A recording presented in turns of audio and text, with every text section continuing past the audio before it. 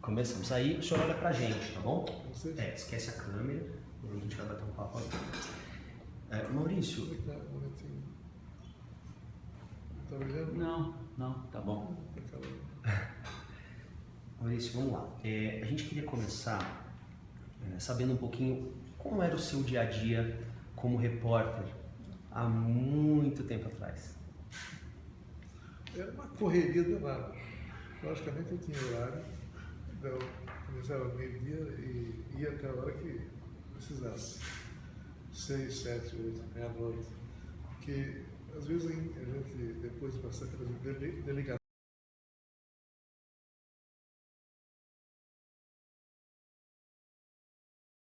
engatava numa investigação qualquer, seguindo a polícia ou não, ou às vezes desviando da polícia para ir atrás de algum caso e investigar também. Eu me lembro que foi um tempo lindo pelos desafios, super interessante pela idade que eu tinha, era um jovem, né? Então eu sentia um herói de história em quadrinhos. Inclusive tinha um chapéu, uma capa igual ao detetive americano. E teve grandes e boas histórias desse tempo, que eu não divulguei ainda muitas delas, mas acho que dá para a gente imaginar que hoje eu imagino que se eu não tivesse passado pela reportagem policial, talvez eu não fosse desenhista, criador de histórias em quadrinhos. Talvez eu fosse desenhista de histórias em quadrinhos. Na reportagem, no jornalismo, eu aprendi a concisão, a maneira adequada para escrever o que fosse necessário, no menor espaço, no menor número de toques possível para caber no jornal. Então, isso foi ótimo, porque eu aprendi a escrever automaticamente no tamanho que cabe no balão da história em quadrinhos. Então, foi uma coisa que me ajudou por acaso. Senão seria só desenhista e não escritor. Mas a atividade era muito variada, todo dia não havia dia igual, não havia bandido igual, não havia policial igual. Era uma aventura permanente. Durante 6 anos eu vivi uma grande aventura de um repórter policial. Eu vou lançar um livro sobre isso, com algumas situações que eu vivi em quadrinhos. Está preparado, logo vai sair. Maurício, nessa época que você trabalhava como repórter policial, você ilustrava também as suas matérias. Às vezes, quando não tem fotografia, ilustrava. Isso. E hoje, nos tempos hipermodernos, isso é um jornalismo em quadrinhos. É o que a gente está tentando fazer. Como que era naquela época ilustrar a sua própria matéria e quais eram os pontos positivos e os negativos para surgir o desenho? Mesmo o senhor já sendo um grande artista, já sabendo desenhar, mas como que era para pegar o lead e transformar em desenho? Não havia ponto negativo. Tudo Que era, ótimo. tudo era um desafio digno de novo estudo, de reestudo, para que eu resolvesse atender a necessidade. Eu, por exemplo, quando o material, a necessidade era de alguma coisa fictícia, desenhar alguma coisa que contaram para mim, eu desenhava de imaginação. De fato você não tinha estado no local, né? E quando havia necessidade de pegar um ambiente, detalhes de um ambiente, de um local, pessoas, eu fotografava. E eu tinha, a meu favor, os fotógrafos do jornal, que eu dirigia. Faz assim, faz assado. Já pensando. Fulano bateu, fulano assim, assim. O João, finge que está batendo no ciclano, né, para ver como é que me dava foto. E da foto eu tirava então as informações gráficas. E tendo vivido, né, essa breve carreira de repórter, qual foi o desafio maior na transição, né? O senhor trabalhava num jornal, né? E aí foi desenhar, já fazia, mas foi desenhar com uma outra linguagem, para um outro público, né? E foi viver de quadrinhos, né? Era o meu objetivo. Que era o seu objetivo. Qual foi o maior desafio em linguagem, na narrativa, dessa transição, de passar de repórter a desenhista? Eu não tive muita dificuldade porque eu já treinava da maneira que eu depois usei. Eu brincava de fazer história em quadrinhos com personagens infantis, que eu sabia fazer. Então eu não tive tanta dificuldade realmente. Eu precisei aperfeiçoar um pouco mais a forma do texto, a comunicação, como precisava ser para a história dirigida à criança. Mesmo assim, eu não tinha muita noção do que eu precisava fazer para a criança. Eu desenhava para jornal para adulto, em princípio. Só que eu tinha criado personagens infantis. Então, já de cara, eu entrei na área da história infantil por causa dos personagens.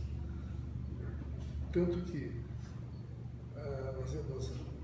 os jornais que publicavam o meu material, antes não eram historiados, não passavam pela mão das crianças. Quando começaram a sair as minhas historinhas, as crianças começaram a procurar os jornais, as historinhas nos jornais, e começaram a ficar leitores naquele jornal. A historinha minha ganhou muitos leitores novos, crianças, por causa dos personagens infantis. Sr. Maurício, são duas perguntas. O senhor acha que no Brasil tem como adentrar essa nova linguagem que é o jornalismo em quadrinhos que ainda não existe? Existem pessoas que fazem o cartoon dos jornais, mas não em formato jornalístico.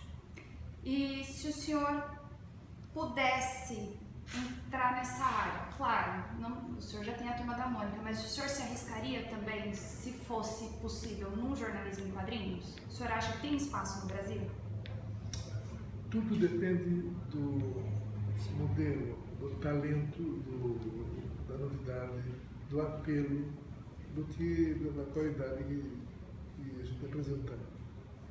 Como eu falei agora há pouco, eu estou fazendo um livro com histórias dos meus tempos de repórter. E vou mostrar ali as coisas como aconteceram. Vou contar a história que eu vivi. É um quadrinho jornalístico. Dá para fazer sempre. Pena que eu não estou com tempo, passei do tempo da época, mas eu gostaria de experimentar um dia fazer uma historinha, uma história em quadrinhos jornalística. Qual a dica que o senhor dá para a gente que quer entrar nesse meio? Nós temos um cartunista com a gente, mas somos jornalistas, né, estudantes, que queremos adentrar nesse caminho. A gente sabe que é difícil, muito difícil no Brasil, algo novo, a aceitação é difícil, e o senhor se perdura aí há muitos anos com os quadrinhos. Aí a gente queria uma dica de ouro. Dica: se você vai fazer alguma coisa assim, esqueça o desenho, os quadrinhos. Foque o texto, foque a história, foque o apelo do material escrito. É o que vende. História em quadrinhos é, antes de tudo, história, é roteiro, é novidade, é um apelo intelectual. O quadrinho vem para enfeitar, dourar a pílula, botar a chantilly no alto do trabalho, mas qualquer projeto que nasça para virar quadrinhos policial, que seja, né? Ou qualquer coisa assim, tem que focar o texto, a criação intelectual. Eu quero saber se tem alguma estrutura, se o senhor pode dar essa dica também. O senhor falou que já tinha noção de quando o senhor desenhava, o senhor já sabia colocar o texto, já visualizava ele dentro do quadrinho. Pra gente ainda é novo. Então assim, eu faço os textos, o texto sai enorme. Quando a gente vai tentar pôr dentro de um balãozinho de um quadrinho, a gente percebe que a gente escreveu demais. E aí, para ter essa noção de texto, de como a gente... Você tem que imaginar que tipo de história que você vai fazer. Uma história com muito texto, pouco texto, nunca deve ser com muito texto. Certo. O pessoal está cada vez com menos tempo de ler. Extremamente objetivo.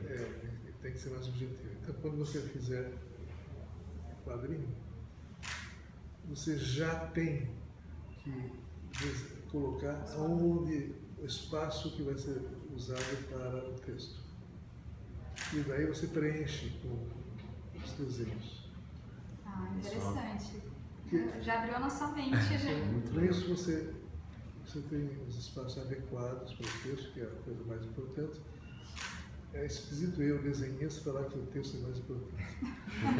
Mas é assim, daí você tem esse espaço todo livre para sua fantasia. Normalmente, quando eu fazia o projeto da minha página, fazia de revista, né, assim, cortava.